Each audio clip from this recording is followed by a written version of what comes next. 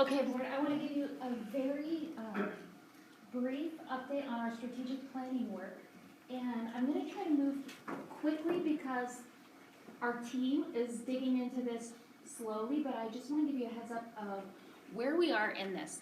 So we had our meeting on October where we were looking at our current statement around all students ready for college, careers, and life. And we looked at the input that we gathered from community and looked at all sorts of documents from the state. What are state requirements around graduation? How's the state thinking about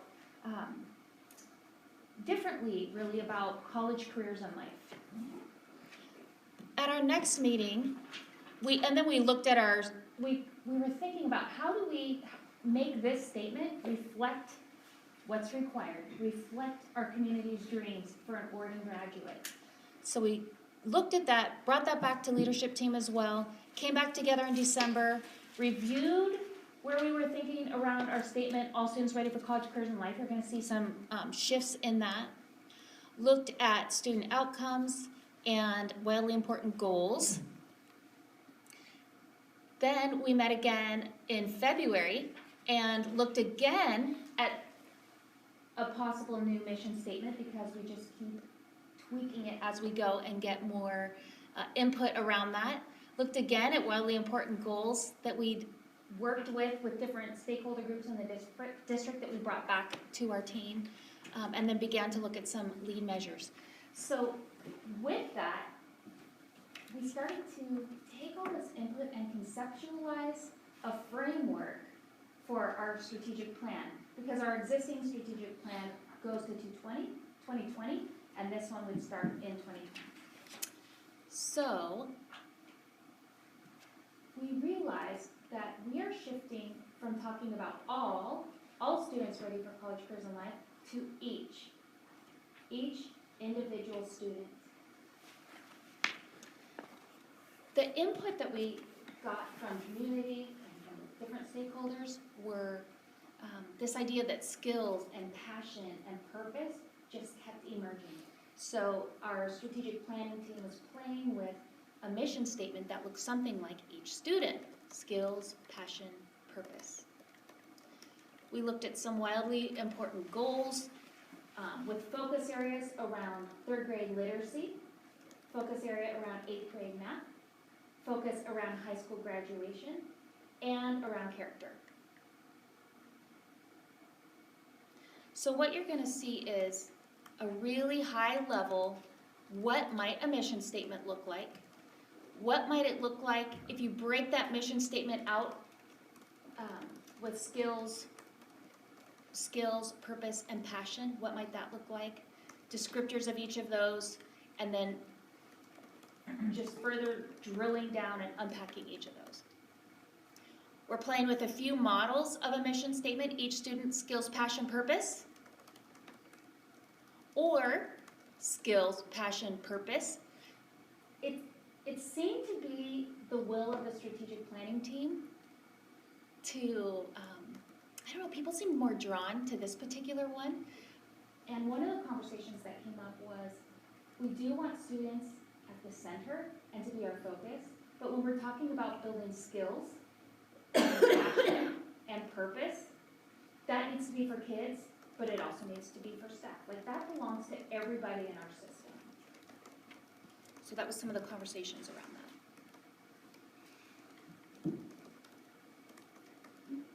Then if you think about each student's skills, passion, purpose, that's the mission. Our current one page, if you look over here, has our mission, it has our culture, and it has our strategic goals laid out in this linear format. This has those same chunks. So it has our mission, possibly each student's skills, purpose, passion, just as a draft. It has our culture, and it has our goals. What's different is instead of being laid out in that real text-heavy format, we have these 3 chunks with students at the center, and you're going to see students at the center of everything in this framework for strategic planning. So we took mission, skills, passion, purpose, and we would break out, what does that really mean? What does it mean for an Oregon graduate to have skills? What does it mean for them to have purpose? What does it mean for them to have passion? And then around culture, right now we have a theory of action that says if the central office does this, or central services does this, then principals can be excellent instructional leaders, so that we have quality teaching in every classroom, so that all students are ready for college, careers, and life. When we're thinking about that chunk of this one pager back here, our team was talking about how to make it more inclusive. Because when we say quality instruction in every classroom, it happens through teachers. It also happens through paraeducators. It also happens through other people who are supporting the learning of kids. So how do we make that language represent everyone in our system, so it's not only central services, principals, teachers, and kids? So when we think about this culture chunk, we want to be really inclusive with our language. And then finally, goals, which is at the bottom of our current page. We would have 3 strategic goals around quality teaching and learning, effective operations, and communication and collaboration still. So we went from just that mission statement, drilling down to this, and then breaking each of these out here, and now we're going to zoom in just a little further. And each of these would have a whole page or more that drills into what does it mean to have, let's see, actually this one would be our mission. So you're looking at this mission, which is skills, passion, purpose. What does that mean around literacy, mathematics in middle school, graduation, and character? Drilling into what that really looks like. What are the needs of our kids? How are we measuring it? How are we monitoring it frequently, making adjustments, and how do we know that we're making progress toward that? Then we would drill into, here's the culture piece. Zoomed in a little bit, looks like this. I don't think this is the language yet, but definitely thinking of ways to be more inclusive around that, and then having our culture, our values there. And then we have goals as the third chunk. Goals around teaching and learning, effective operations, communication, collaboration, and then breaking out what that work would look like. What would be our focus areas? What are our long-range plans around that? How do we know that we're making progress in those areas of our strategic goals? So again, we don't even have the meat on the bones yet, but we've collected input to start to reshape what that next iteration of our strategic plan might look like, and then to start to build a framework, and now we can start to put the meat on the bones with that. What we know is that a strategic plan at a district level is important because it helps us build a cohesive system, but the real action and the real meaningful work that is closest to kids happens in schools and in classrooms. So the strategic plan doesn't drill down this far, but we know that school and department plans are essential and closest to kids. And what's happening directly with kids is most important, and that's what's happening with instructional staff and professional learning. So again, I'm just going to keep you updated as our strategic planning team is moving along this. We're spending a lot of time with each of these elements, but I just wanted to update you, share that framework with you, and let you know how that work is moving forward. Any questions?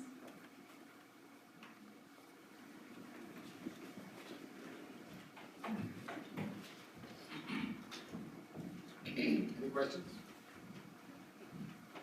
No questions, but just a comment.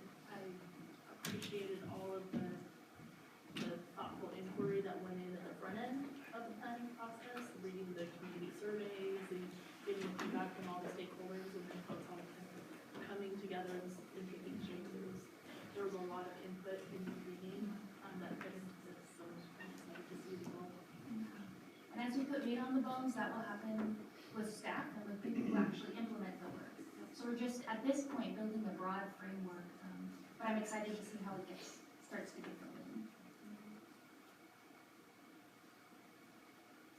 Next one was financial report prepared by Sergey. I'm back here. I'm here. Questions?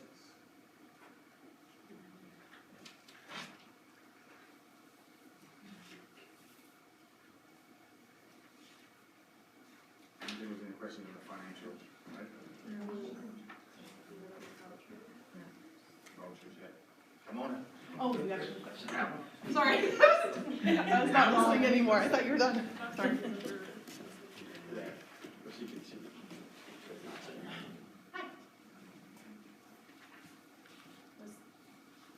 Any questions for her? No? Okay. Okay, well, good. I'm fine. I got it. Thanks, Hudson.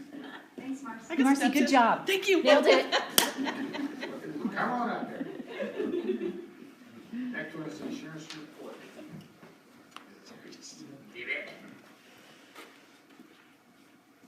Good morning. This too is a prepared by report. However, there was a question that I wanted to address. And that is, the question was in regards to unemployment insurance report. It appears that the company, the organization that we use is outside of the Washington State Unemployment Program that most businesses contribute to along with employees, along with Illinois Labor and Industries. And the question was, is this in addition to or instead of? And it is instead of. So we actually have joined the Puget Sound VSD, the co-op, and we actually, I talked with them today because I wanted to get some additional information about this and to share with you. And one of the things that their executive director reminded me of is that, or that I didn't know, is that the rates are the same today as they've been for 10 years. And they only work with school districts. And by having a pool, then the belief is that when you have that risk, it balances out the volatility because there's so many in the co-op.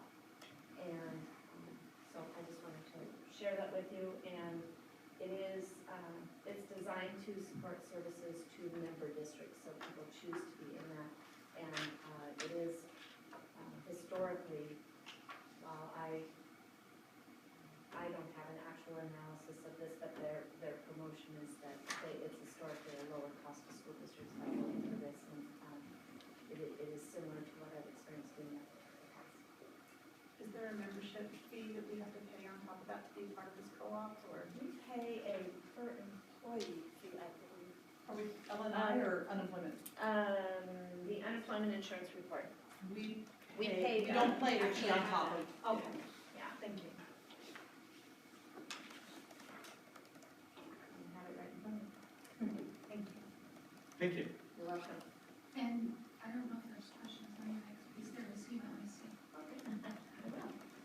So next is budget and staffing time. And also prepared by you, Gracie, one question. Okay.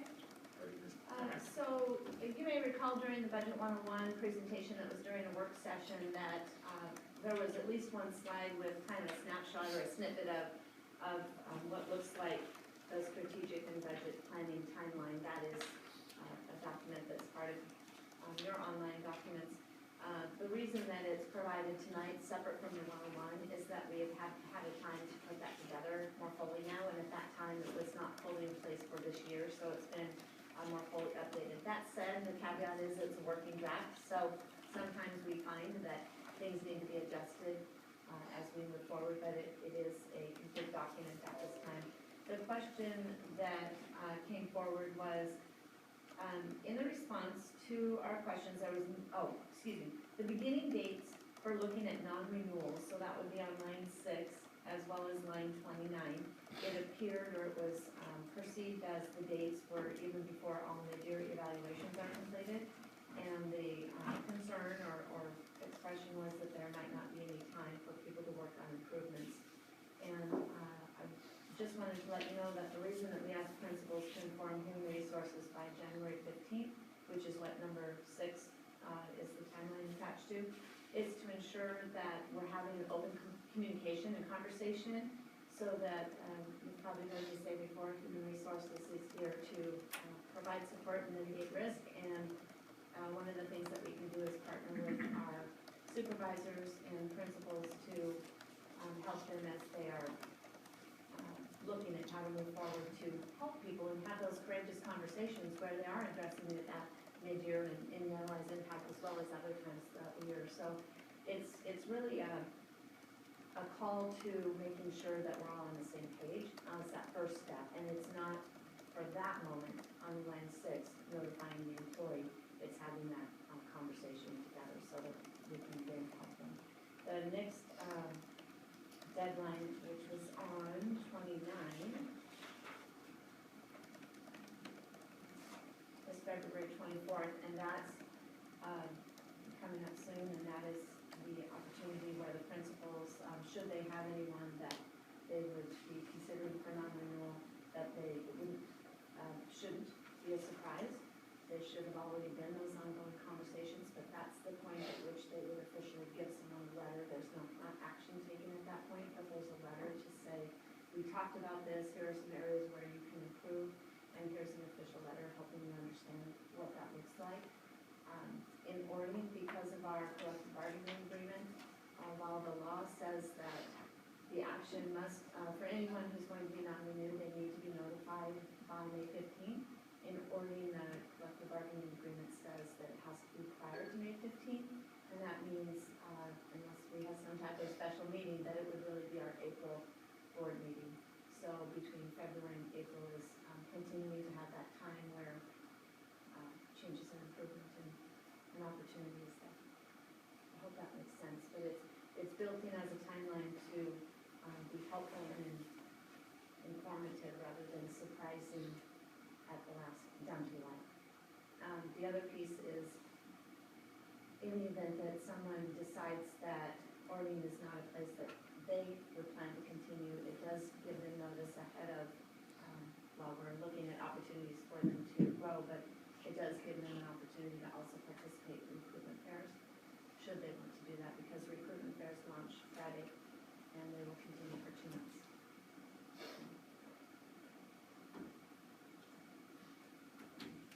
Any other questions? Thank you.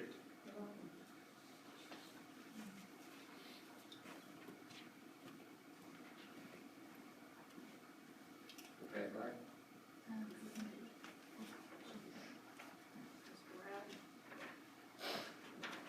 You are. Okay. So next we're going to talk about guaranteed Bible curriculum with you, Steve. We can do that one first if you like, yeah. Is it on the list next? It is, it's guaranteed Bible curriculum, then ABC report, then student discipline. The order doesn't matter, so you can, Yeah. you Yeah, can I pick. just what I bring up with me. Okay.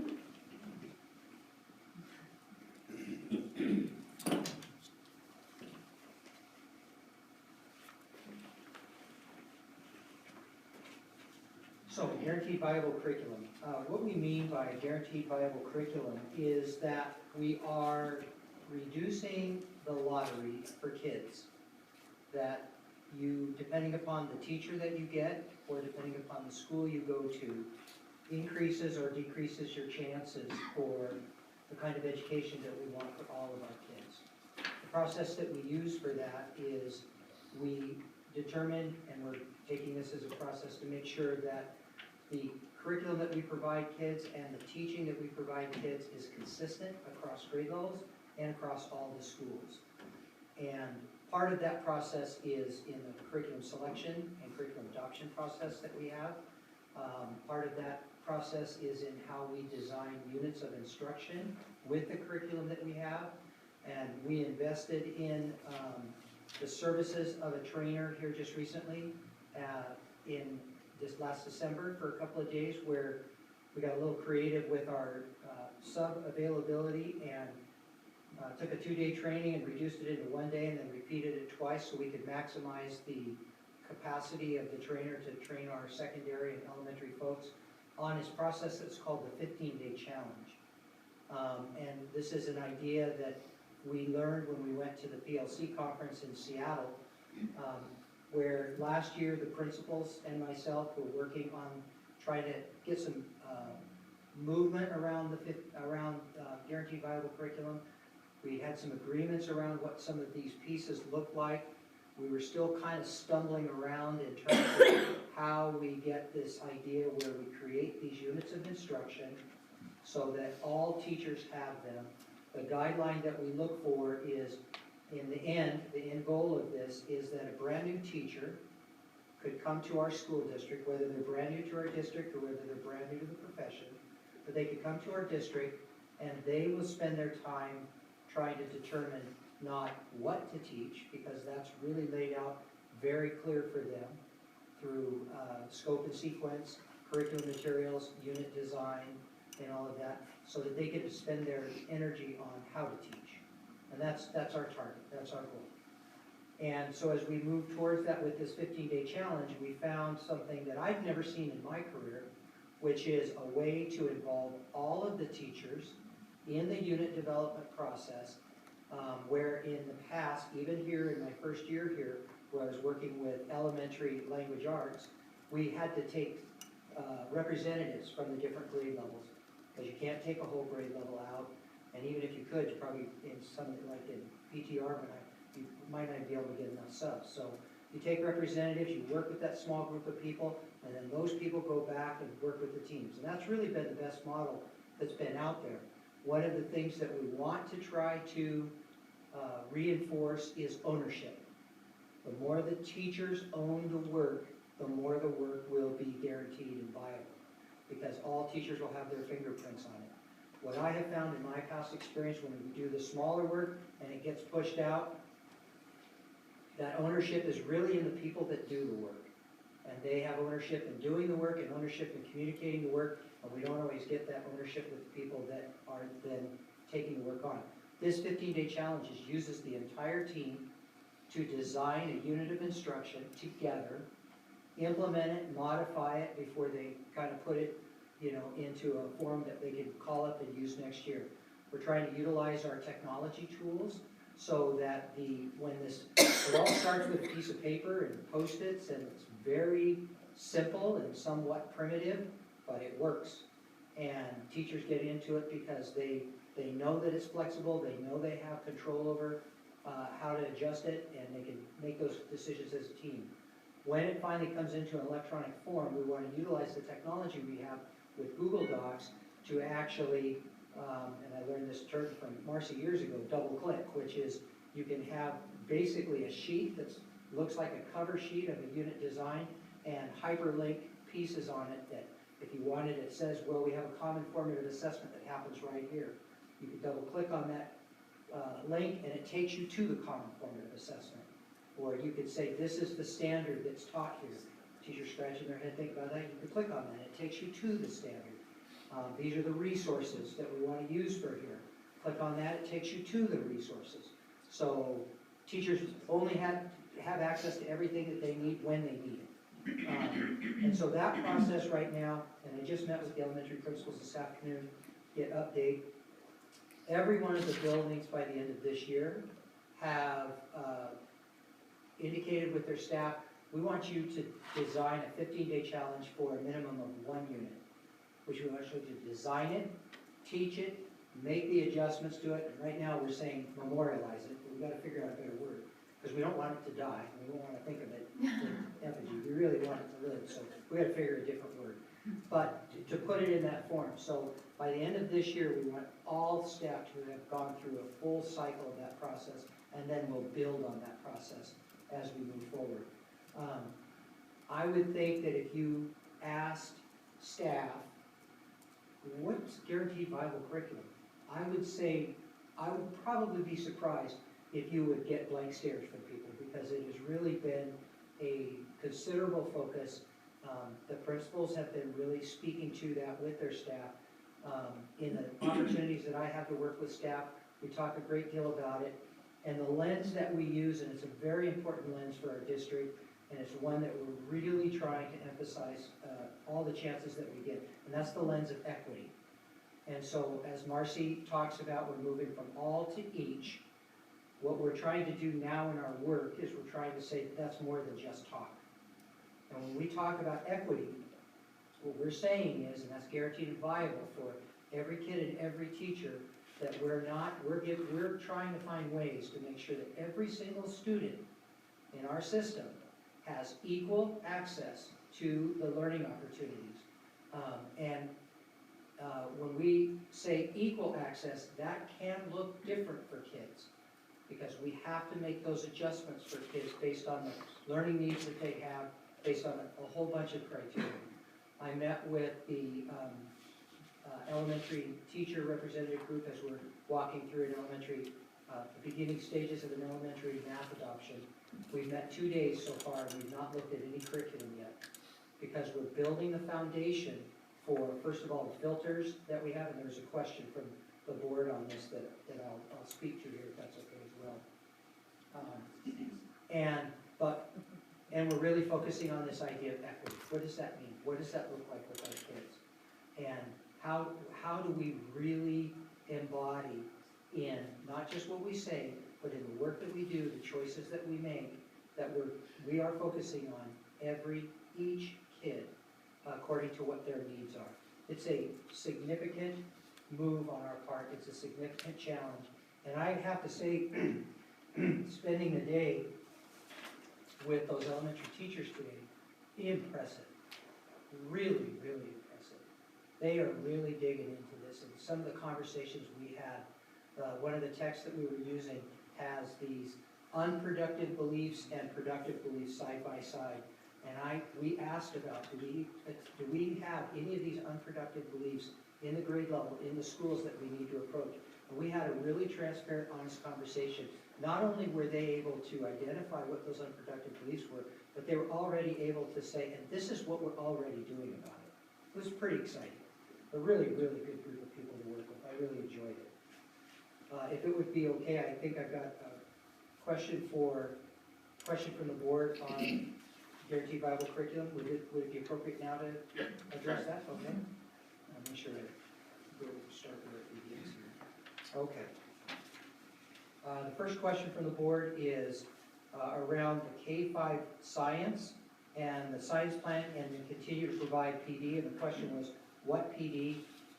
We get our science kits from Educational Service District ESD 113, and they're the vendor for those kits, and they're also the provider of professional development.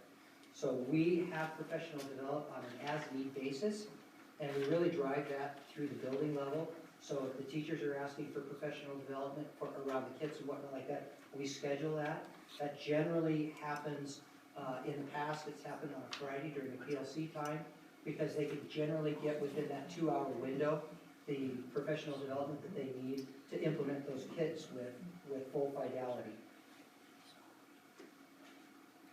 Should I see if there's any response to if the question, okay, so I want to make sure that the question gets answered, and so please interrupt me if it doesn't. Then there's a question, 6-8 math. The elementary is looking at this, but not OMS.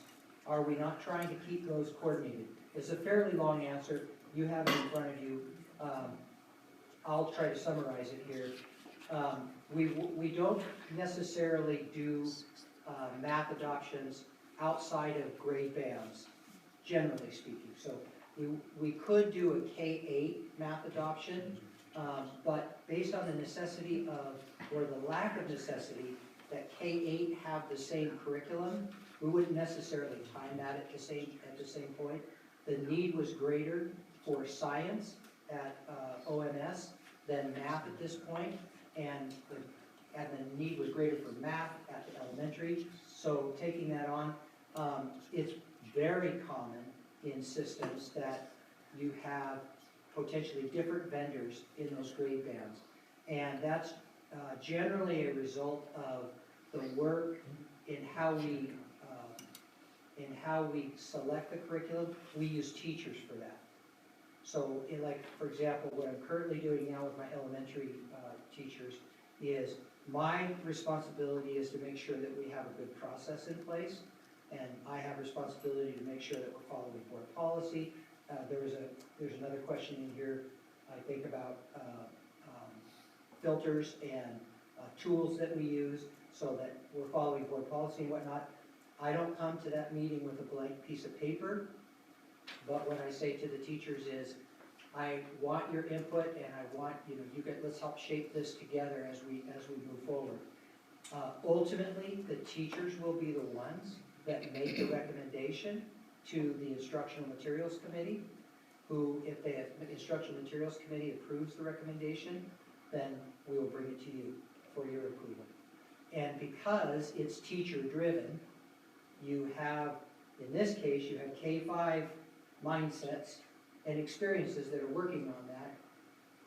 In the possibility of a K-8, for example, that 6-8 mindset tend to be different. And we don't want to limit their ability to choose different curricula, overcomplicate that by having those situations. So for a couple of reasons, the ones that I just stated, as well as what we can literally handle in 1 year. So right now, we're looking at elementary math, middle school science, 6-12 social studies. And with those 3 areas right now, we got people popping. So hopefully that answered that question, and if not, I'll certainly entertain another question. I love this question, because I love answering it. Are we factoring in TDG and how it coordinates with it when we pick a math curriculum for any of the schools? I really do love that question, because I thought it was very insightful. I was insightful, I really thought, yeah, and yes, it's intentional, and in fact, TDG is Teachers Development Group. It's the organization that, actually Marcy started using it when she was teaching and learning. It's a significant commitment to improving math instruction in the district. And we've built a really good relationship with these people, and they're allowing us to shape what that training looks like. And so 2 days that I've met with the elementary team so far, and I mentioned earlier that we're not looking at any curriculum. We're going through the very book that TDG Best Practices is founded on. And we're building our filters from that. So we're regrounding, and it wasn't an absolute criteria, but one of the pieces that we were trying to encourage was that the teachers that were on the elementary math adoption were also the teachers that were in our teacher leadership training that we had the last 2 years with TDG, with best practices. So we had grade level representatives from both buildings that went through specific teacher leadership math training so that they could actually lead studio classrooms and provide professional learning for their teams. That the last 2 years, we've got most of those people on this adoption committee. So that was another intentional piece on that. The next question, will our assessment system match with our curriculum, or will we just stay with Ames Web Plus? So Ames Web Plus is a progress monitoring tool, and in fact, we just had a meeting this afternoon about it. We've been taking this year to try to determine whether or not Ames Web Plus is the right progress monitoring tool for us. And what we decided today is we're going to stick with it another year, and we're going to add to it, which means we recognize that we're not using all of the tools that it provides us. We recognize that not all the teachers have the awareness of the tool or the ability to use the tool effectively. And so before we decide, because when you change out something like this, it has a pretty wide ripple effect. I mean, Ames Web was being used the year before I got here? No, the year before I got here, so we're in our 5th year. We're in our 5th year, and we're just feeling like we've got a lot of people who are using it and understanding it more than we have before. If we toss that out and put something in, it's very disruptive. So I thought we thought through that pretty well and decided before we get there, let's make sure that we can say, we know this tool, we're using this tool at its capacity, and it's not the right tool, so now let's look. We can't say that just yet. So when it comes to the assessment tied to the curriculum, that would be different. Most of these curriculums have assessments that are built into it. Most of them have the electronic, the ability for teachers to go on and utilize the prefabricated assessments or modify those assessments. We will very likely continue to use the process that we have right now, which the PLCs design their common formative and some of their summative assessments, but a lot will depend on the actual curriculum, and assessment is one of the 5 criteria that we built our filters for. So it is one of the things that we will use as a filter when we pick our elementary curriculum. Well, the reason why I asked that was that I forget the initials, sorry. It encourages deep thinking, Oh, yeah. which is not fast thinking, but so much of Ames Web Plus is fluency, which is at the other end, and so it's difficult to encourage kids to do this in-depth thinking and then, okay. Yeah. So that's why I was concerned about or at least keeping those two things in mind. Yeah, and hopefully what you'll hear from me in the future is the Ames Web purpose and function and that data be more clearly established in terms of what it is that we're looking at there and why we're looking at that as compared to other forms of data. One of the things that is a very responsible part on the school district is to have multiple points of data for our kids. Marcy has said that our kids are more than a score, and they're more than the SBA score, but that's very, very public, and we take that very seriously. We have to deal with it. But they're more than a score. We have multiple ways that we want to assess kids for their, whether they're making it, and if they're not, how do we find that out? So.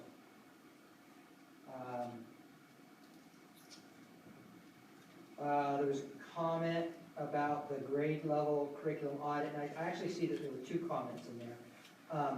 And I would probably just clarify on that one, in terms of how it's sorted. That data can be sorted in any particular way, and if you'd like it sorted in a specific way for your purposes, I can do that. I know it came in a PDF that you couldn't modify, but all it is an Excel spreadsheet. So if the board would like that data, and I think that the encouragement is to sort it in rank order of what's most important, not by the grade level bands that I did, I can certainly provide that. That's not a problem, if that's helpful. Okay, here's the screening question. Regarding a guaranteed viable curriculum, wondering what kind, if any, outside screening tool is used to screen potential curriculum prior to adoption. The answer is yes. There's a variety of screening tools. OSPI has tools for math. They have one tool called the IMET, which is an acronym for Instructional Materials Evaluation Tool, I think is what it is. And it's about that thick, and it's extremely thorough. What I think we're going to do with the elementary math curriculum is we're going to do this in phases like we're doing with our science curriculum. So these filters that we've spent 2 days creating, we're going to use those as our pre-screening filters. We're going to identify a list of curriculum that we want to look for, and then we're going to use our filters to pre-screen that down from, say, 6 to 3. And then with the 3 that we get down, then we would use this IMET tool, which is very exhaustive, and it really takes care of all the issues around alignment to the standards, alignment, the shifts to the Common Core, the issues of do these provide opportunities for kids to think rigorously, to engage in rich mathematics, those kinds of things. And then we would probably narrow that down to, if we can get to 1, that would be good, but we would be willing to go to 2. And then the plan would be that next year, we would do what's we're calling a field test. It's also been termed piloting. And I would say that's a shift in my thinking from when I did the math adoption for the high school. When we did the math adoption for the high school, we decided not to pilot. I sort of was the belief that whatever you pilot, you're going to get married to, so, right? And so why go through the hassle if you want to get married? Let's propose and... So pilot's an engagement. That's right, right? What we found in listening to the high school teachers is they like the material that we adopted, but they've also recognized some flaws in it. And so as we're getting that feedback from them, we're asking them about that, and Cliff and I were talking about this, we probably could have addressed that through some kind of a pilot. They could have tested it, test drove it and said, they might have still gone here, but maybe they must, because they were varying between a couple of things. So we would want to field test this material, and then we don't know exactly what that looks like. Is it only the adoption committee that's gonna field test it? Is it grade level, is it whole grade level, how long is it gonna be? We've still gotta figure all those details out. And then, so it would be next year at this time that we would be probably ready to say, this is what we wanna buy. And then for our science adoption, we are doing the same thing. And the tool for that is a brand new tool that's being created for science that's incorporating the next generation science standards. And it's a tool that's been, it's a kind of a tool that's being used in a couple of different states.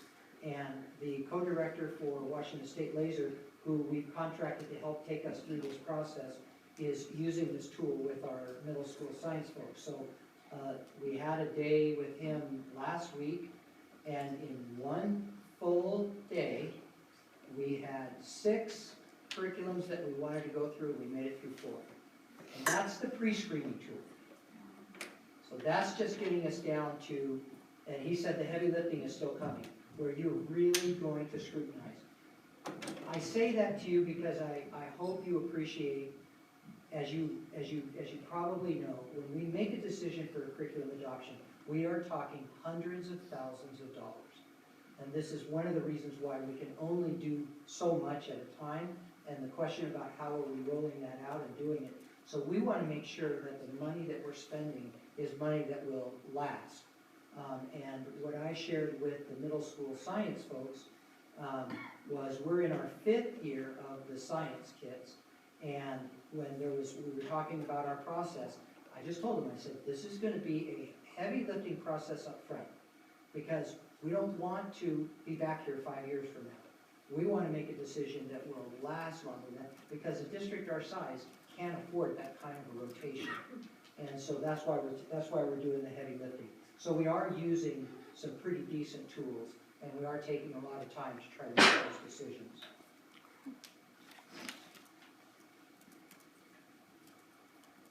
That's it for Guaranteed Bible Curriculum. Any other questions? I know you requested. Strategic plan progress monitoring, ABCs, attendance, behavior, and course grades. Yes. So as a part of our strategic plan, we monitor our ABCs, which are our attendance, behavior, and course grades, and we monitor them at the mid-year as well as the end of the year. It's a little bit of a funny deal because our course grades for secondary are based on semester, and our elementary are based on trimester. So the grades that you have in front of you for elementary are based on first trimester and first semester. So the fresh grades are the secondary grades. The elementary grades are about from November. And then the next time that we'll circle back around on this will actually be next November, when we report on the strategic plan, end of the year strategic plan, and then you'll have end of the year grades in both high school and elementary.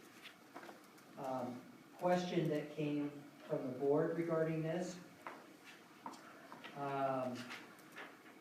In regards to the strategic plan progress monitoring ABC report, if at all possible, I would like to see the same data from this time last year. If it is in the board docs from a previous meeting, directing me there would be awesome.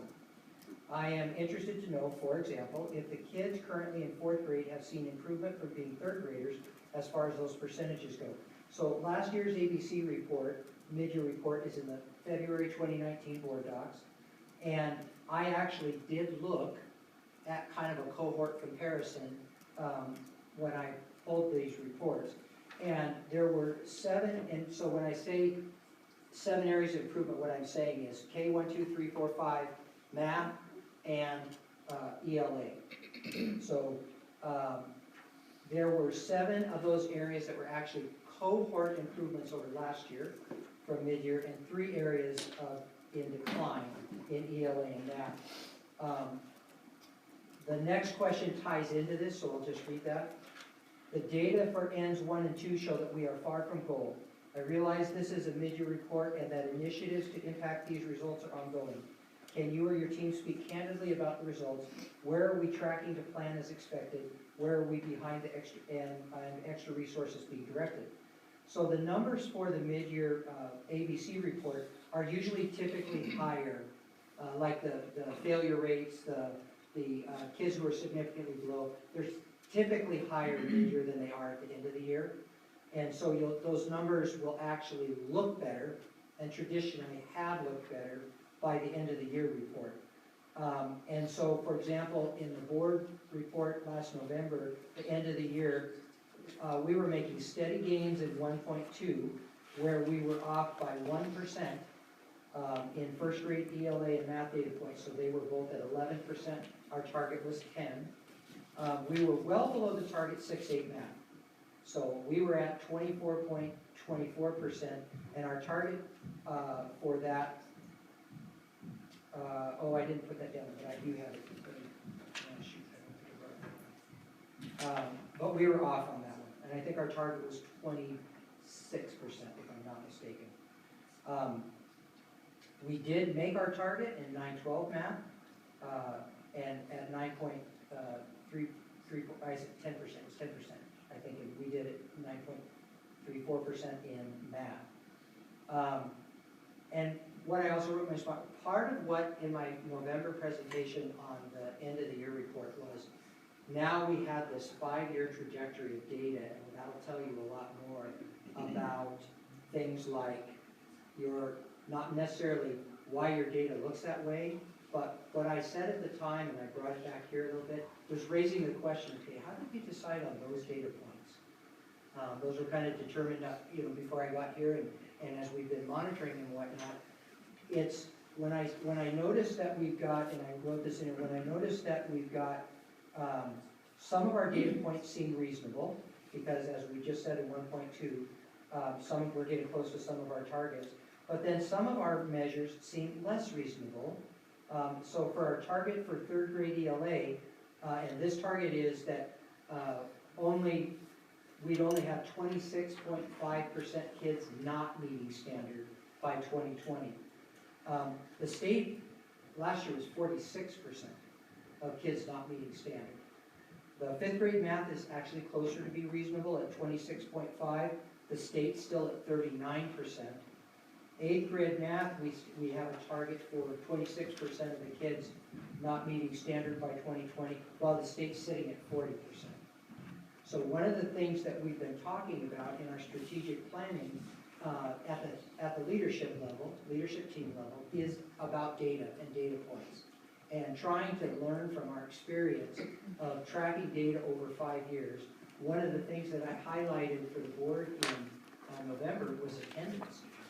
And it's just, I mean, I don't think there's anything else that could be done, to be quite frank. I mean, we're talking home visits, we're talking all kinds of positive promotions and all that kind of stuff, and it basically flatlined right around, I forget what it is, 22% or 26%. And I mean, it was just like, that's the best you can do. Well, sometimes when you set these goals, you want to set the goal that we had, which is, yeah, we want 98% of our kids not absent from school. The reality in any system of any size is you're making goals about a lot of things that you really don't have a lot of control over. And so we can certainly, they say you can lead a horse to water, but you can't make them drink. Well, we're trying to salt the food and make them thirsty, right? And we're doing everything that we can to do that. But still, when the bottom line is you can't force people to come to school. And so there's something in that. One of the things I was curious about is what does that trajectory look like for systems across? I would not be surprised to find that there's probably a number within that range that's very consistent for all systems. The point being is when we set our targets, we want to make sure that we set our targets that are, when we talk about SMART goals, and they're part of the acronym for that, the A in that is attainable. A SMART goal You know, and I've been working with principals who they've set their SMART goals and 100% of our kids will. And I'm like, okay, time out. And they're like, well, which kids don't you want to be successful? And I'm like, okay, that's not the point. You know, we want all kids to be successful, but you don't also want to keep setting goals that are so far unrealistic and out of reach that it looks like you stink, because you don't. And you don't want to send that message to the people who are working super hard, who, you know, like today, those teachers who made lesson plans for every one of their classes and are committing their time to make a really good decision for elementary kids in our elementary math program. And we've got some very dedicated people in this as we're working extremely hard. And when we set targets that are unrealistic, we do damage to them. We do damage to the work that they're doing. So this is one of the things that we're going to be looking at as we set our goal. A SMART goal has to be reasonable, attainable, and so on. So, get off my soapbox there. Okay, I think that's it. Unless you have questions, the next piece for me is, I've got questions about discipline. Yes. I can take those on now, or take them on now, okay? All right, this is the Steve Show, let's do this. So I provided an update on discipline in terms of what we are doing, provided you this packet that gave you the kind of the executive summary of what happened with the 2016 passage of House Bill 1541, and tried to kind of summarize the big ideas around that, and then some of the key points. And if it sounds good and I can address the questions and get moving here, I'll just address kind of what have we done about it kind of thing, because I think that's kind of where the questions rose in there. So one of the questions was, how was the input sought from students, families, and community when developing and updating the district discipline policies? And the answer is, that's a part of the process that usually happens in the springtime when we review these policies. If I were to take that question literally and say, in the changes that you made, did you involve parents and community and students? The answer would be no, we did not do that. We did that in-house to just try to literally make sense out of the changes, because there was lots of interchange going back with OSPI and connecting with AWSP and WASA, and I mean, you've got all these agencies trying to make sense out of this legislative shift. And so we spent our time trying to get our feet under us so that we would understand it. When we have that review in the spring, that's when we'll invite parents and community and different things. On page 2, the question references reduce the frequency of kids getting kicked out of school. Is this per incident, first attempt? If the event is major, you don't start at the beginning, I would assume. And if I understand the question, my response is the overall focus of the changes are to reduce suspensions as first offenses. So that's kind of the big deal. It's kind of throwing us for a loop. I mean, they would even say that if kids get in a fist fight at school, that the first part of your school discipline policy would not necessarily be a suspension. And even with drugs. So the letter of the law kind of tries to lean that way. We have been trying to live by the letter of the law and yet protect the safety and security of all of our students. So we're looking for how we can abide by the guidelines of the law but keep schools safe. And so that's, it says that we must attempt other forms of discipline prior to short-term suspensions. We still have the option for emergency expulsion and long-term suspension for first-time offenses. Really kind of interesting, to be honest with you. It's like, you can't short-term suspend a kid for a first offense, but you can a long-term suspension. So you can't send him out short time, but you can send him out long time. We're still working through those deals, but we're using that when we need to. to be quite frank. And so if kids are busting up to school, hasta la vista, baby, until we can do the re-engagement conference and, you know, work with the families and get them back as soon as possible. But this idea of this stuff happening in our school and then kids going back to class, you know, sometimes these policies are derived by people that are a long ways away from classrooms and schools. So we try to keep that in mind. And notification of discipline rules, is it still in the handbook of each school? And is there a sign notification page? Yes, there is. Re-engagement plan, can this include safety assessment discussed in 3255, the plan to aid students? Can this include extra services for student and family? Absolutely, that's the true spirit behind it. Classroom exclusion, brief duration, how long does this mean? I love that question too, because like I said here, it's the $1 million question. Districts everywhere have been asking, okay, what do you mean by, and nobody will answer the question, because they don't know what it means. So what we've landed on is, we're gonna say that we believe that the spirit of that is that if a kid loses a class, that's an exclusion. And so if it's more than a class period, that's an exclusion. And for elementary, we're equating the length of a secondary class period to an elementary setting. So that it's about that period of time. And here's why. The reality is, the kids that this really hits oftentimes the most are the kids that can take 30 to 45 minutes to cool down and be ready to go back. And we don't want to send it back until they're ready. And so it's not that we won't do a class exclusion if we need to, but we want to reduce that possibility if we can. So that's how we've determined what a classroom exclusion. We tried to take the secondary model, apply it to the elementary, and if it's not more than a class period, then we're calling that a way for the other form of discipline or a corrective possibility. Because that's oftentimes with some of our kids that are learning, this is primarily elementary, our kids that are learning self-adjustment, self-management, trying to figure out how to, pull it together, they need time. And you guys would be very, very impressed if you saw the time and energy that our elementary administrators, our solution room people, our counselors, our special ed paraeducators, the way that they're just pouring into these kids, and we're trying to help these kids over time learn how to manage their own behavior.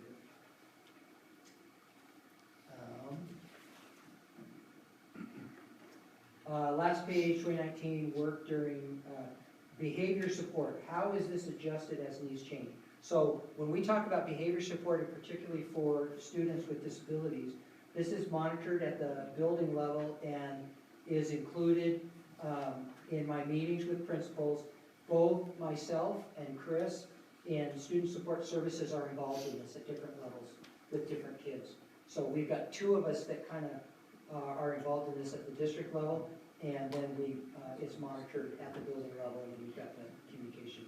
Hope I got the question right on that. If I don't, please stop it. Checking in with assistant principals, how often? So we've met once so far this year. We actually, after this summer, we met once so far this year, and literally the whole meeting was about classroom exclusion. I had a list, and that we didn't get past classroom exclusion. I mean, we're still halfway through the year, and we're still trying to, okay, is this what we mean by this? In my meeting with the elementary principals and assistant principals this afternoon, we talked about the solution rooms. And because these are new resources for us this year. We've got a person in each building and a space in each building where kids can at a tier 2 level, so that they're not necessarily getting discipline from the administration or at risk of being kicked out of school, but they need that support. And in any type of a newness like that, all of a sudden you can see, and we had a situation where 2 boys got into a tussle at PTR, and it showed up in the solution room, bypassed the administration. Oops, that wasn't supposed to happen. So we are recalibrating with, within the school, as well as the meeting that I had with the principals, talking about how are you using this, how do teachers access it, because we want consistency between the two schools in that service. That was my question, and one of the things that I was concerned about was because it is new and because in the engagement survey, there was so many concerns about student behavior. I was just wondering if we were touching bases enough, because that, and also having been there in the fall subbing, I know that the, you know, especially at the elementary level, it's a fluctuating thing. I mean, if you wanna talk about around Halloween, you know, so, I just wanna make sure that we touch base frequently with them because things change a Well, lot. yeah, Director Madigan, there's a couple of touch points here, and one is my touch points with the, with the assistant principals, Yeah. but then also the K-12 discipline committee. And we meet quarterly, and that's, so I'm just gonna Oh, okay. address another one here, which is, we meet quarterly, and one of the things that we do before we meet is we send out a survey to all staff. And I did the first survey, and then the committee looked at the survey, looked at the results and whatnot like that, and they're like, we would like maybe a little bit different kind of information. Okay, great. So the committee's gonna reshape that survey before it goes out next time. So with my couple of touch points with the assistant principals, them alone, but then I meet with the secondary principals and the elementary principals twice a month. And if that's issues like that, we add that to that list. And then quarterly with the K-12 discipline committee. I think we're trying to keep our finger on it, you know, and you're very right about it being something that we definitely don't wanna, we wanna show that we have heard loud and clear that the concerns and issues that we were dealing with last year, that we're really doing something about it, and I feel like that we've made some real strides in that. And I have to say, your report where you know, all the information you gave really gave me a lot of information that helped me to understand some of the things that I'd seen on the engagement Yeah, survey. yeah, you got it. So it gave me more information, so Yeah. thank you. Yeah, you're welcome. I think that's it. Thank you. Yeah. Thank you. That might do me for about 6 months. Yeah, you had a home run there. Wow. All right, the next thing on the agenda is the consent agenda. I think we've had some questions on the voucher.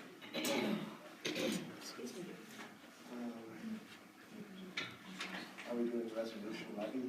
It's kind of next step on the board. Yeah, we can put it there. We can look. Or whatever your consent. Do that again. We'll pause on that. We can-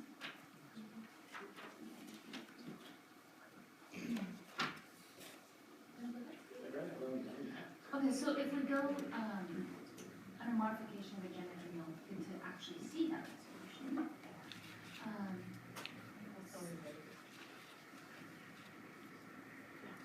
So, Tara, can you come on up?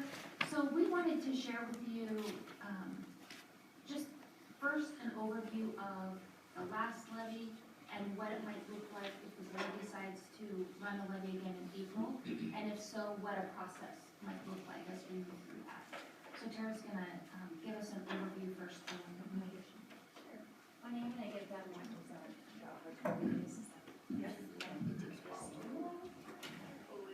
Okay. There you go.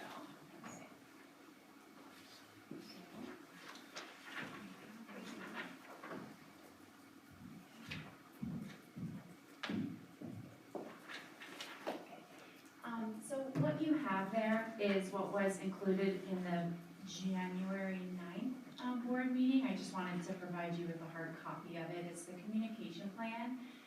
And the fact sheet that we used, basically the data that we gathered in order to create the fact sheet that went out in the community. So everything that's on there is what we used to create our communications. So what we did, as you know, our old communication plan, the theme was for the love of learning.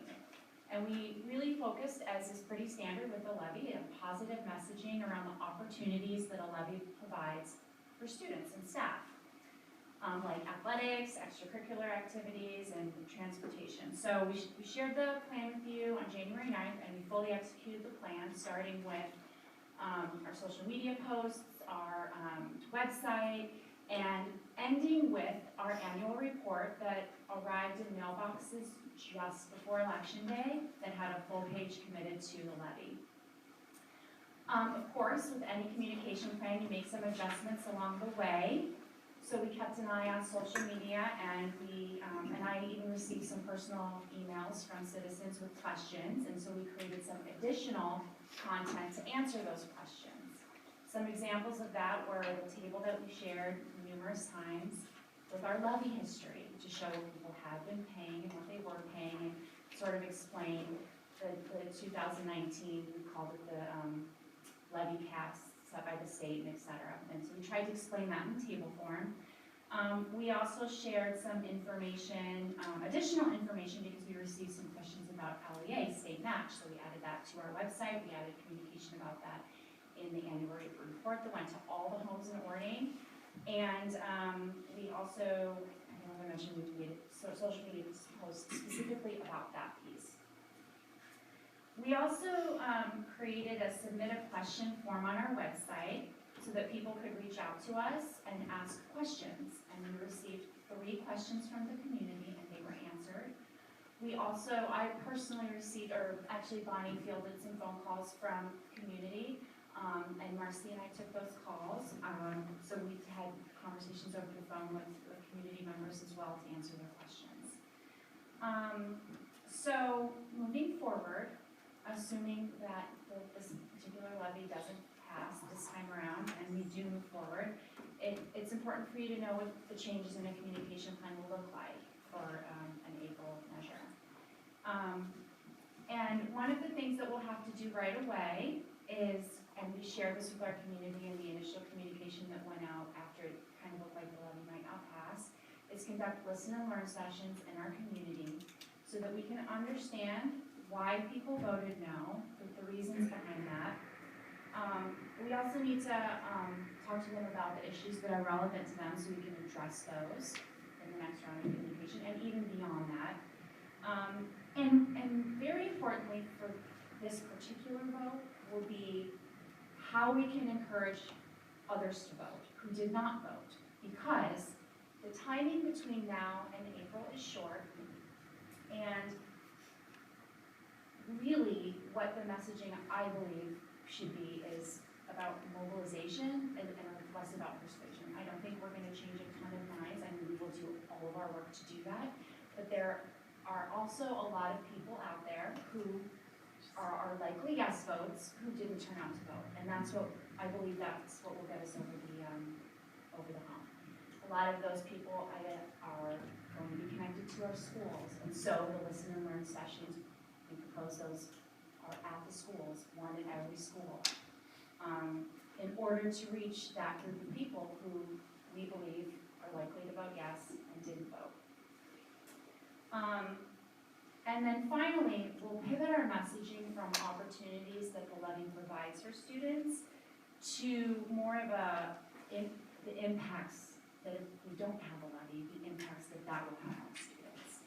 And so that is something that I know that the Finance and Budget Department is working on, and so we'll have to share that. We need to be very honest about what that will look like for our students. So that is, I believe, my piece of this, and if you have any questions about that, I'm happy to answer. And just to talk through what next steps, and this is a draft because we want to bring it to you and get your input, but what next steps might look like is tonight you can consider if you want to approve a resolution to run a levy again. And then the election is certified tomorrow. Currently we are 11 votes to tie, 12 votes to pass. February 28th is when we would need to file a resolution if the board decides that you want to run a levy for the April 28th election. And then immediately, February 29th to April 28th, that's when the campaigning and the execution of the communication plan would occur. In that time and before March 9th, we would conduct those 4 listen and learn sessions, 1 at each school. And the reason we're pressing that before March 9th is on March 11th, we have a leadership team budget summit scheduled. And that's where we look at, we're gonna take the input that we gather from those listen and learn sessions. We're gonna look at our existing expenses. We're gonna look at the requests that schools made when SALT went out and met with each school team, and then we said, what's your strategic vision for next year, and what do you need to make that happen? So we wanna look at those requests for changes, and then together, collaboratively, because it's pretty deep and thoughtful work, look at budget reductions at that time. So we would press those listen and learn sessions before March 9th, March 11th, then we would have that leadership team budget summit, and then March 12th through 18th, because March 19th we have a regular board meeting we want to bring to you. That means we could use 12th through 18th, and that's type it, to draft that specific levy budget plan, using all of those pieces of information, draft that communication plan so that we could bring that up to March 19th. Share with you that stakeholder input, the budget summit update, our communication plan, gather feedback from you, so that March 19th, we could finalize the budget impacts around the levy, and then create those more formal, levy documents that you see, like our flyers and our graphs and those things. And then we would, with that very specific information, begin the targeted campaign of this would be the impact if the levy doesn't pass. Then the election could be April 28th. So is the April 28th, is that the last time we could run a levy and still be qualified for our next? To collect it by 2021, Yeah. we could run it in August. March 11th, we'd still be able to collect in 2021. Okay, that's when, so August, and then the timeline would be a couple months before that. That's what. I think it's important to remember that a lot of families travel during the summer, so just keep that in mind when we're considering who's going to be here. Yeah, but I wanted to know the deadline. So I have some general concerns. I appreciate the thought that went into talking about the revised communication plan and then kind of gathering and presenting more information. But when I think about putting a levy back on a ballot, the reason I think we do that should be because something has materially changed. Either we realize some deficiency with the communication plan we use, and we have a plan in place to fix that, or there's more information that we think would impact our voters, whether it's participation or what their actual vote was. Or if we change the levy in any way, any significant way. I really hesitate to approve rerunning a levy when we can't show any changes when we make the decision to rerun the levy. I hear we're going to, I hear a plan on when it's going to happen, but we can't have any of that in hand when we make our decision whether to rerun the levy. And to me that feels like we're rerunning it because we don't like the voters' answer. And I know, for example, the publishing what next year looks like without a levy. I think that would be very impactful. But I kind of want to see what that is, or at least have some idea of what it is, so that when we make our decision, it's something in hand where we say, hey, this is information you didn't have before. We have new information. I really hesitate to vote to put a levy on the ballot that just failed, when we don't have any changes with it. I had some similar concerns, and that is why I asked the absolute deadline, Because right now, there isn't any time for us to have those things in hand, to have those hard discussions ahead of time, so that when people ask why we decided to do it again, we could be answering those. And so, for me, I would like, kind of like what George says, I would like to have some of those answers before I decide. Or at least know how I feel about it. So, but that's why I had asked about the absolute deadline. Does that mean that no other, August is the deadline? Does that mean that there are no other times between April and August? There's no other special elections between April and August. And what do you have your computer, can you just look up that August, go to Pierce County and look up that August, date? So there isn't any reason then that you couldn't run it in, so that it happens in June? I'm saying, there's, April 28th isn't a specific. There's a special election on April 28th. There's a special election, there's a general election in November. Yeah. A special election February 11th, a special election April 28th, and a special election in August. And so we're gonna look up that exact date, so we can make that. Okay. Is anybody else running, running with, election on the 20th in April, or will we be by ourselves, or? I believe that there are other districts that are running, and I can get that information ready for you. I have seen some email traffic that looks like Ferndale and Centralia will run again in April. You also. But I'm not sure that their board has approved that. Right, you want to think about the cost. If we're running, in April, you have 3 people running, you're going to share the cost. In August, you by yourself, you pay the full cost. No, Well, even if there's anything else like Right. our ballot in Ording, I don't, No, not what I'm saying, just or in the county. in the The county. costs are driven by the area that Right. is running the election.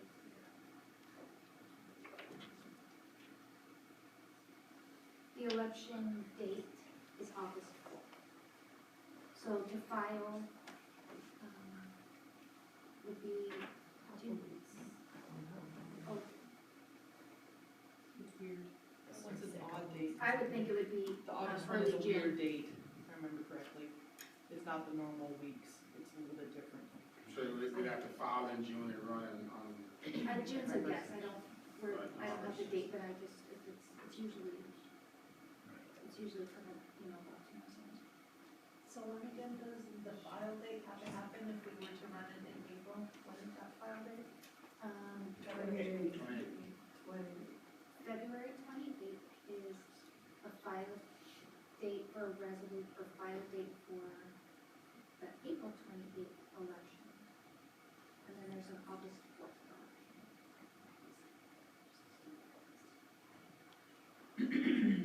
And that, we would be able to do our budget summit. We would, because we want to get, I would think that we would want to get input from the community, input from staff in what those budget cuts would be. What I don't want to do is cry wolf, and say, we are going to do this to athletics. If we're not, and we want to make cuts farthest away from kids and classrooms. So I think we'd want to have the opportunity to hear from our community, to work with staff, and collectively figure out exactly where those cuts would come from. And if you want that in hand when you decide to run resolution, August 4th would allow for that. What I wouldn't want to do is say, here's where I think they would come from, and make a decision in isolation, because it's pretty significant decision. Yeah, I think the conversations are critical and need to happen, and I share George's concern, but also am really concerned about an August election by ourselves. School's out, families are moving, traveling. It's just a really hard time to get attention for such an important decision. May 8th is the deadline. Thank you, Debbie.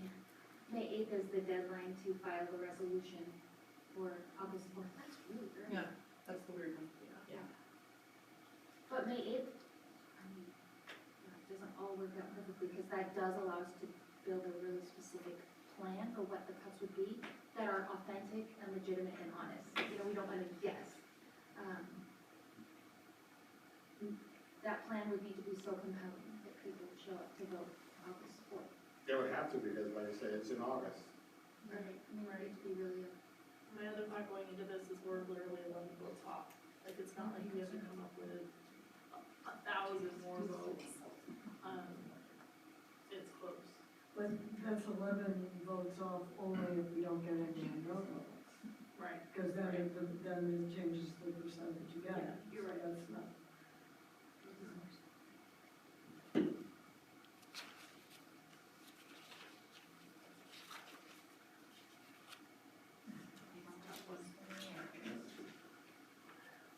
I think it's just board I think so decision. too, I'm just standing here.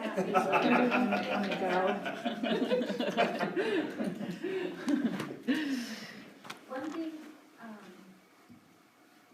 well, I like in April 28th, the pros, from my perspective, are it allows us to build a budget, have a budget hearing in June, adopt the budget in August, and we're in front of that. What I don't like are the things you're talking about, because I lived through a bond that didn't pass marginally. And then when we ran a bond, it was different. We cut some things out of it, so we didn't run the same bond, but it was still for an elementary school. It lost worse, because people said, we said no. And did you listen to us? We said no, are you gonna keep asking? So I heard, we heard that feedback, so,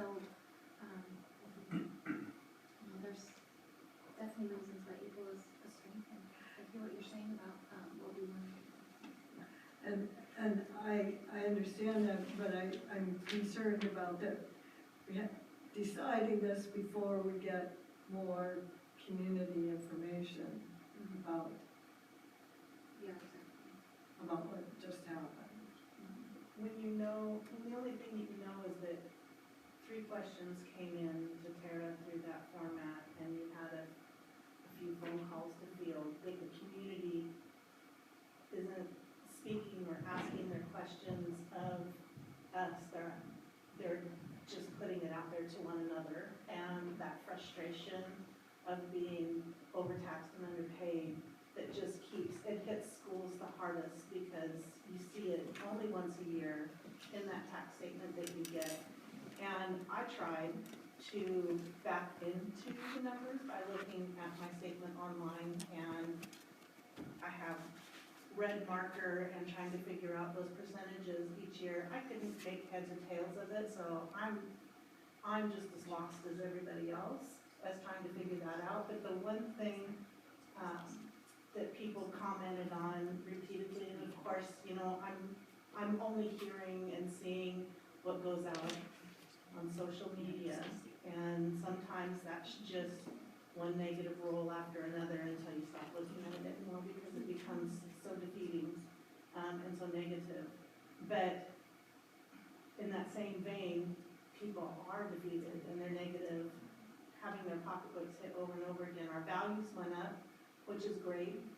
We also don't want to hurt our schools by not voting for these things, because that's going to in turn hurt our property values, right? We all like when we can sell our homes for more, but if we don't support our schools and our communities in the school way, that's going to hurt our property values later.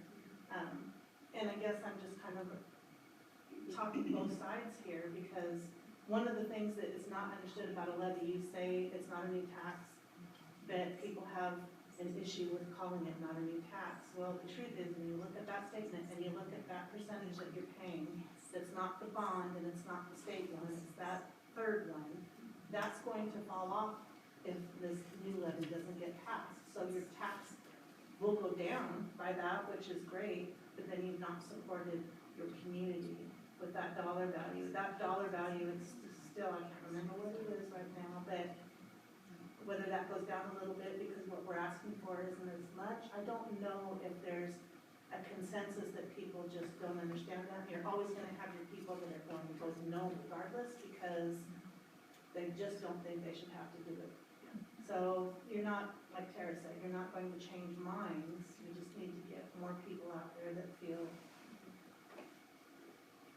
So I don't know either, I guess, I am was hesitant to say just put it right back on because it does kind of feel like we don't really care how we feel, we're close, we're gonna keep going. When somebody puts it out there like, well, do you think that the no votes are gonna get an opportunity to put it back and say no again? No. So we don't want to act like a bully. Right. So we need to consider that, but I don't know how to best do that and support our kids. We had, in our facility planning team, we had Trevor Carlson come and talk to us about levy elections and what's the pattern that happens with levy elections, what are the best times of year to run levy or bond measures, and when are they most successful. So here's a piece of data that is just a piece of the conversation. When issues were ran in February, they had an 88.16% chance of passing. When issues were ran in April, they had an 86.02% chance of passing. So just a 2% less, so really not a significant difference. When issues were ran in August, they had a 76.19% chance of passing, which is about 10 points difference.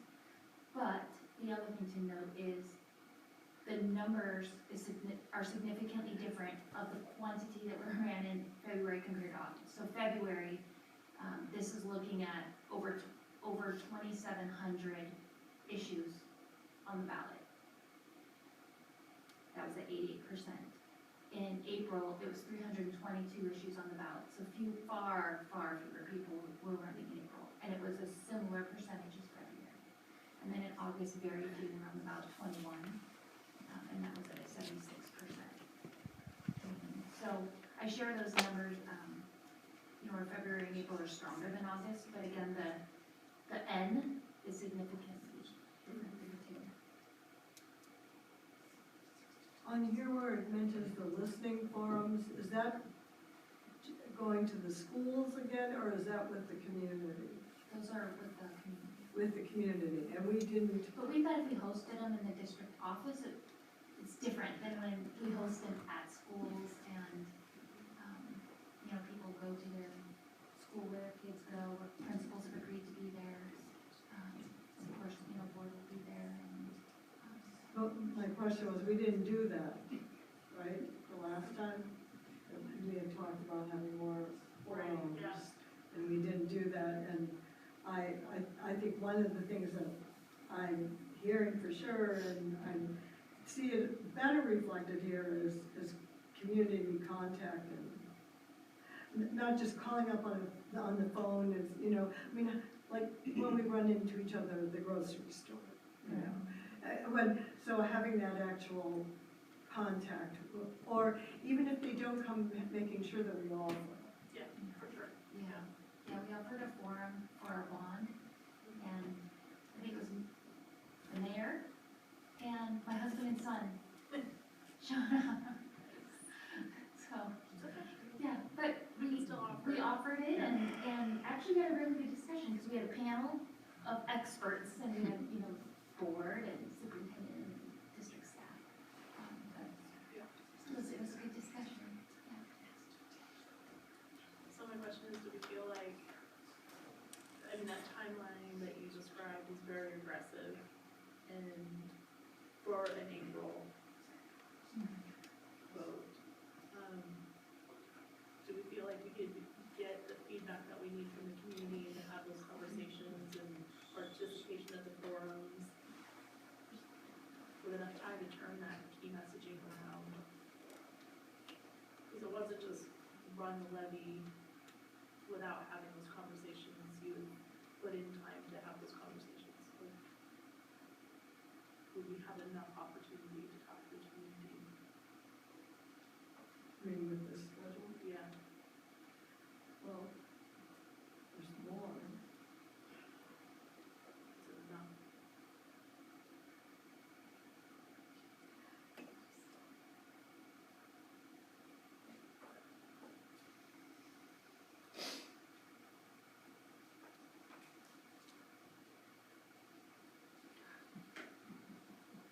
decision.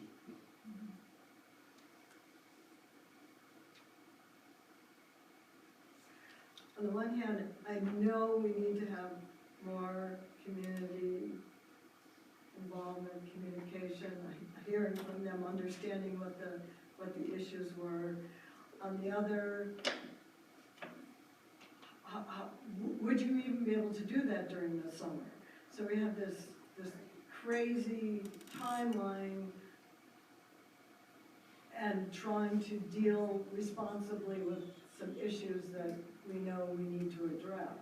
We'd still need to file by May, to May, May 14th. Yeah, but we were, Even for an office. like we were just talking about, like once you hit spring break, everybody's in the home stretch. Yeah. And year end and all of the year end complexities and budgeting The and height of the everything. campaign is like when really hard a month beforehand, Yeah. so what is that month, July? I mean, that's, right, you know, the stuff is going. Everybody's gone. Yeah, just having. Out of sight, out of mind. Right. I just.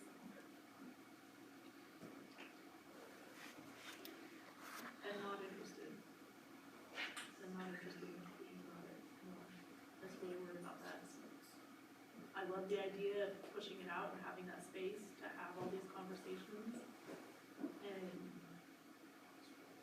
sit side by side with people and, but I feel like we have to take advantage of the forums and the opportunities we have to hit that April date. I don't like it, but I'm really worried about August. So, just to go back to, we talked about a revised communication plan. What's our timeline for having that completed, where we know what we're gonna do? If you look at the representation of this minute here, Yeah. so,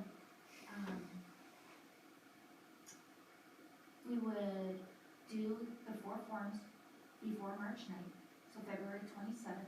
Filing date would be, February 28th, but February 27th, because we figure we need a week to start advertising them, so that's in the morning, through March 9th. And then bring that to the leadership summit, the budget summit on March 11th. And then March 12th through 18th, we could take the information from the forum, the budget summit, a draft of budget reductions or the impact of not having a levy needs to be brought to the board by March 19th, along with that draft of a communication plan. What's the budget summit? Our leadership team has a budget summit as we build the budget every year, so we have, you actually have it in the budget timeline that Debbie presented tonight. Right, so it's Where? still in-house.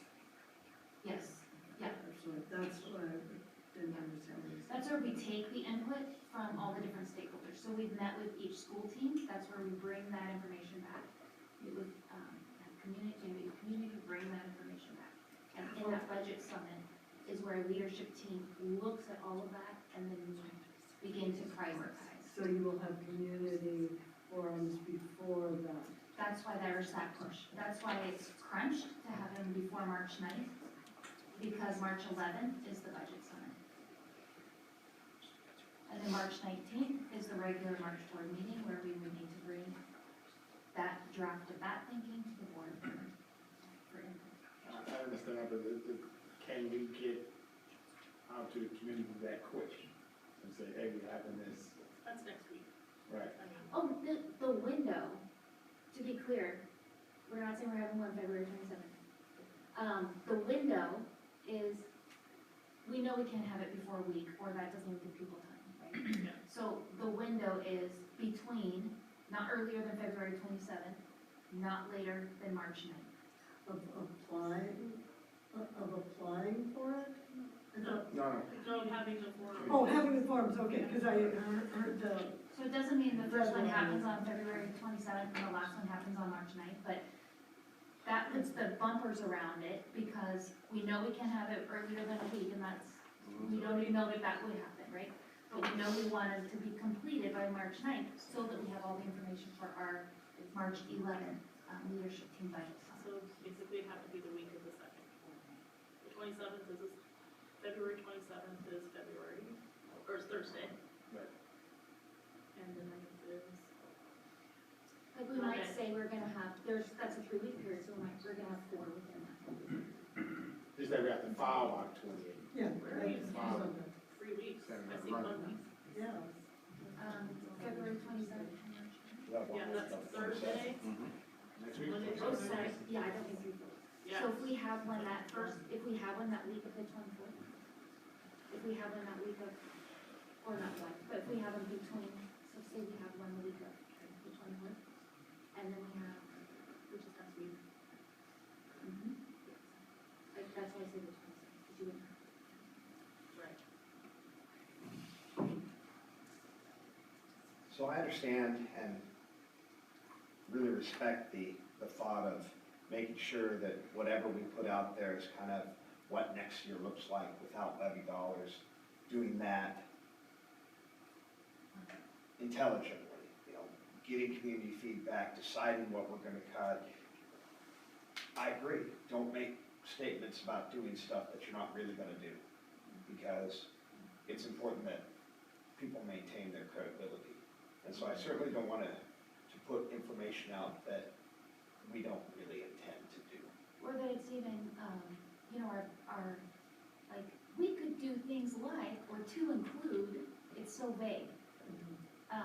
Be specific. Like, yeah, people are assuming it's gonna be pay to play, and we haven't made that decision. But, you know, we wanna say, what would we really do? And make it as accurate as we can in the circumstances. So I can live with the delay on that and still support putting the levy on the ballot for April. But I can't, we're gonna have to start communicating. If I'm gonna vote on it, vote yes tonight, I want the communication to start tomorrow. Where we're letting our communities know and our staff know, hey, the board voted to do it.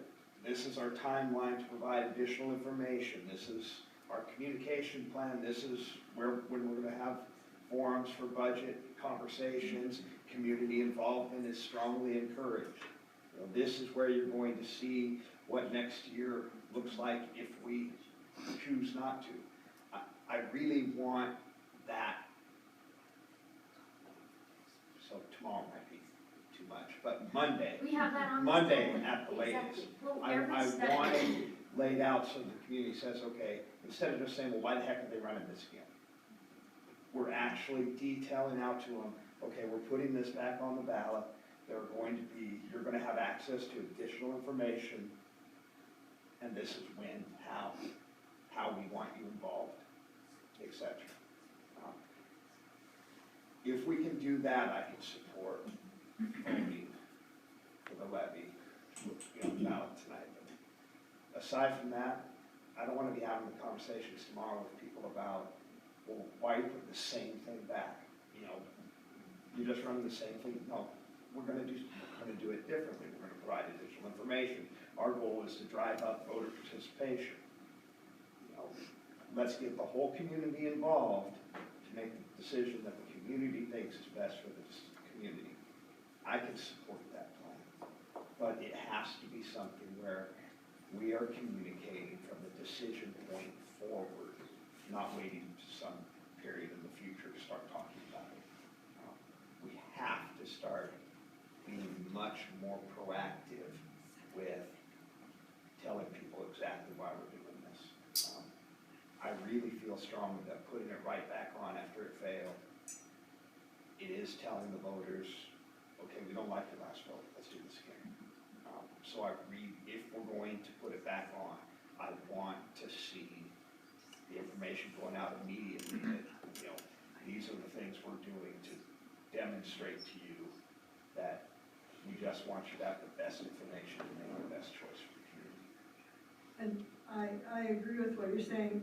If we included that information, some concrete dates right away for when the community could ask those questions, because then we're saying, we want to hear from you. Like you said, one person shows up, okay, but we're saying we want to hear from you. We need to know your concerns. And because we're just in with the timeline thing, we're kind of forced to quickly deal with this. Instead of taking the information first and then making the timeline. And because that's the thing I'm not liking, but I agree with George if we're saying, well, this is what we're gonna do differently, and let people know right away. And I can live with that also. Well, can't she put something out on the newsletter, website tomorrow, Monday, because tomorrow's too quick. Monday, we're running it, this is the reason why, we wanna hear from you, these are the dates, and then just keep pushing it forward. So we have to, like I say, one person show up, one person show up. But we wanna make sure that we got dates and times they're available to communicate. There's no reason we have to wait until that, because I was looking at this, the campaign starting February 29th. There's no reason we have to wait until. No. Right. Okay. Yeah, I mean, the board will file the resolution if the board chooses to on February 28th. Right. But we've been telling our story along the way, even every time there's a, Right. or often in the results.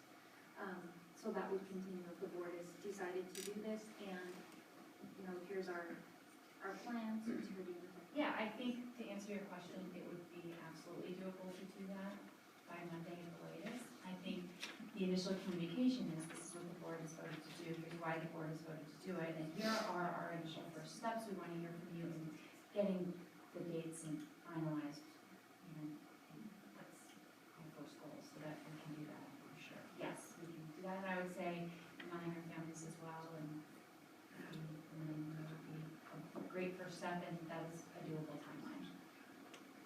I just thought of one thing about the time of day is that, and I thought of this because my family deals with practices, and I know Matt Carlson brought that up last time, is that if it's not always the same starting time, so say your child is always at basketball practice at 6 o'clock, but one of them starts a little earlier or a little later, so that there's a staggering element, because lots of families, their lives revolve around those schedules. And kids at different schools at the same time. Right, so that there's, Yeah. and if we could make sure. Anyone can go to any school. Exactly, Just I was posting just about it. to say Right. that, you don't have to go to your own school to make sure that's in the information. I want people to know that we value the votes that they cast, that they already cast. Like, we heard the no's, and I want people to know that. And I'm hopeful that if they feel like they have an opportunity to be more heard, and if they have an opportunity to learn more about the impact this will have on students, that maybe we can get more people to engage. And I don't want to dismiss the no's. Encourage the no votes to come in, Yeah, and the yeses. to learn, Yeah. see why we did it, Right. why we Because we did need it. the yeses. Right, right. And so we need to honor their Yes. votes a lot too. Yes. They're so important. I know that hurt, I wasn't knowing that there's that there, I'm still paying attention. I'm still upset Don't about bring that. that up. Let's not call people. Highly upset. So, basically to take action, if we're gonna vote on the resolution, because it's gotta be filed by the 28th, which is next week. So, I would like to entertain a motion. Huh? It's a roll call. Roll call vote. Yes, ma'am. Are you ready? But first we don't have a motion, so We we have a want to motion get ready. yet. Oh, I don't know if we're gonna have a motion for August. Motion to vote. Yeah. Got it first? Second. Uh, We're voting on Did you make a April, motion? right? What's that? Did you make a motion? yes, it is. We're going to the April one, yes. Roll call vote. okay. Director Holland, Yes. Director Knipper, Yes. Director Knudsen? Yes. Director Madigan, Yes, Director Thibodeau? Yes. Thank you. Resolution passed. Now, and you have to start work Monday morning. Tomorrow. Oh, you're a capable young lady. All right, let's move into consent agenda. First thing is the voucher, I know they have questions on that.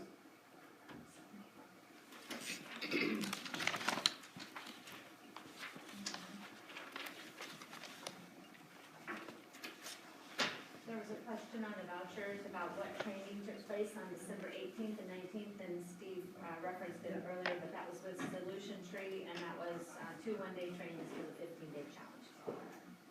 There was also a question with regard to voucher number 67737 for Brock's Academy. The question was, is this for 1 month for one student? And the answer is, it is one payment toward 7 equal installments for one student. Any other question on the vouchers? The last one is voucher 67761. It was to Maxim Healthcare Services. The question was, is this 3 different charges for the same service or for the same service item for the same 3 students or? And the answer is, this is for 3 different students with 3 separate invoices for the month of December. The reason I questioned that was because I believe the initials were, so that's why I was just curious about that. Thank you. Personnel, that's you. Personnel, we had a question about that. The question was, on the consent agenda, will the psychologist position be backfilled? I anticipate that. I have no reason to change that. However, what I will say is we are still obviously in the staffing process for the upcoming year. We've got lots to consider and work with as we continue to develop a budget for your consideration. And so it is being posted. In fact, Chris, with Student Support Services, and one of our HR generalists, Terry, we're working on refreshing that job description today. So we will post, but we are monitoring for filling positions on what we believe we have capacity to do within the budget as well as need. Thank you. Any other questions on the consent agenda? Nope. Entertain a motion, consent agenda 1 through 4. I will move to approve items 1 through 4 on the consent agenda. Second. If it's first and second, all in favor? Aye. Opposed? Passed. Where's student reps today? Our student representatives aren't here, but I must say that our own Ava is going to state for wrestling. All right. So she wrestles tomorrow at state and also possibly Saturday. So, yeah. Picture, and I didn't get a picture. Her picture's great. It's great. Oh, good. Oh, I did not know that Rooting for about those her. Cardinals. All righty, board comments? I would like to thank the crowd. We had more people stay longer than I thought we would, so that was nice. It's nice to have community involvement. And I also appreciate their patience on our executive session that ran a bit long. Thank you for saying that, George. That was. Right. Yeah, the troopers. Not for this meeting, but one of the Any other comments? Concerns? All right, meeting adjourned.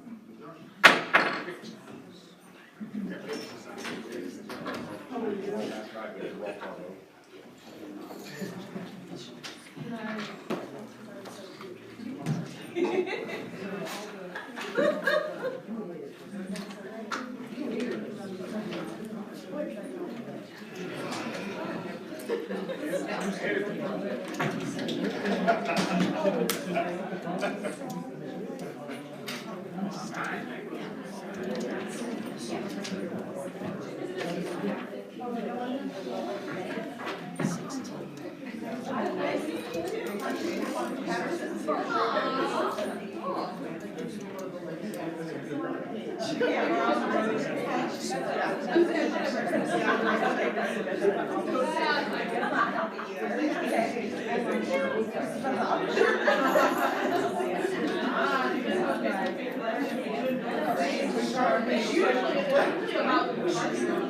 Ours is usually about. Stealing gas. But you gotta come on. Walking the middle of the road. Wow. It's interesting, yeah. That's the next thing. Country quiet doesn't apply. I know.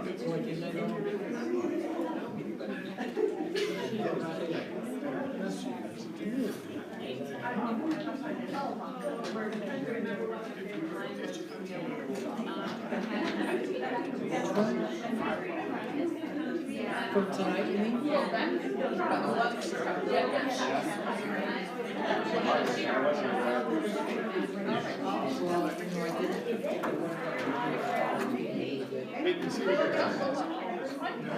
A little bit, well, no, a little bit, maybe informal, we're talking about long-term suspended kids. We can't short-term suspended kids, long-term suspended kids. I know.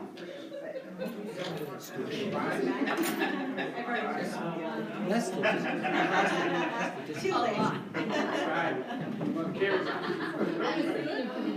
Water, you don't hear one. I didn't get to say it. All right.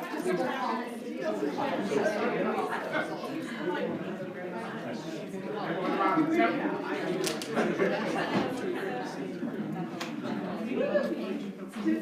No,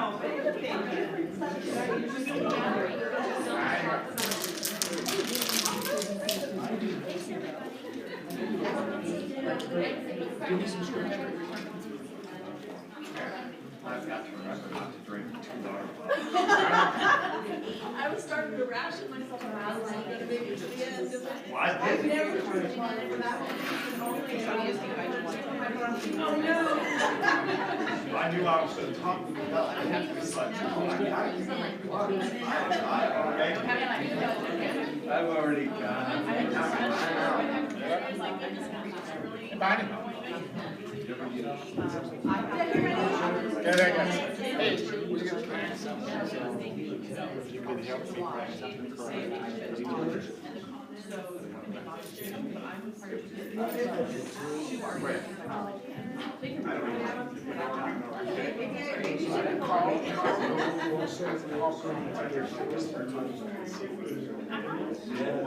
I'm not good at it.